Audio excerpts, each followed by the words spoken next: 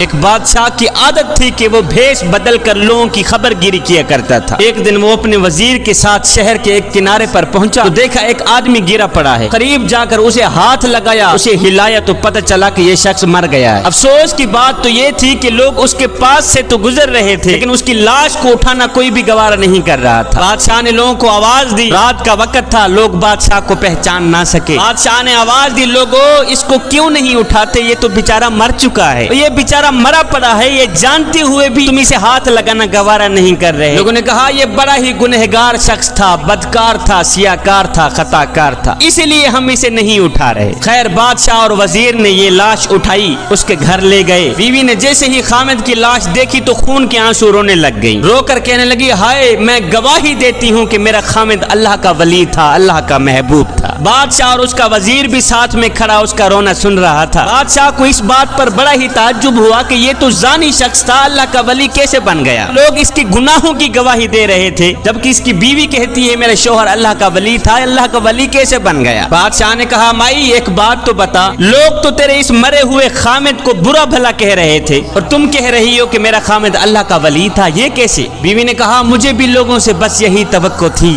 بھائیو، دراصل حقیقت یہ ہے کہ میرا خامد روز شراب خانے جا کر شراب خریدتا اور گھر لا کر گڑھے میں بہا دیتا اور ساتھ میں کہتا چلو کچھ تو گناہوں کا بوجھ مسلمانوں سے ہلکا ہوا۔ پیتا نہیں تھا، وہاں سے شراب لے کر گھر آ کر گڑھے میں بہا دیتا تھا، کہتا جو شراب میں نے خرید کر گڑھے میں ڈالی ہے اگر یہ شراب کوئی اور لے جاتا تو ساری رات گناہوں میں گزارتا۔ اسی طرح میرا شوہر رات کو ایک گندی عورت کے پاس جایا کرتا تھا، اسے ایک رات کی اجرت دے کر کہتا کہ تم اپنا دروازہ بند کر دو، آج کی رات کوئی بھی تیرے دروازے پر نہ آئے۔ صبح گھر آ کر کہتا شکر ہے میرے مالک، آج اس عورت کا اور نوجوان مسلمانوں کے گناہوں کا میں نے کچھ بوجھ تو ہلکا کر ہی دیا ہے۔ اب لوگ میرے شوہر کو ان جگہوں پر آتا جاتا دیکھتے اور برا بھلا کہتے، میں شوہر کو کہتی تو یہ نیکیاں تو کر رہا ہے لیکن جب تم مرے گا تو کوئی بھی تجھے غسل دینے کو آمادہ نہیں ہوگا۔ میرا شوہر مسکرا کے کہتا کہ تم گھبراؤ نہیں، تم اپنی آنکھوں سے دیکھو گی کہ میرا جنازہ وقت کے بادشاہ پڑھیں گے۔ یہ سن کر بادشاہ رو پڑا،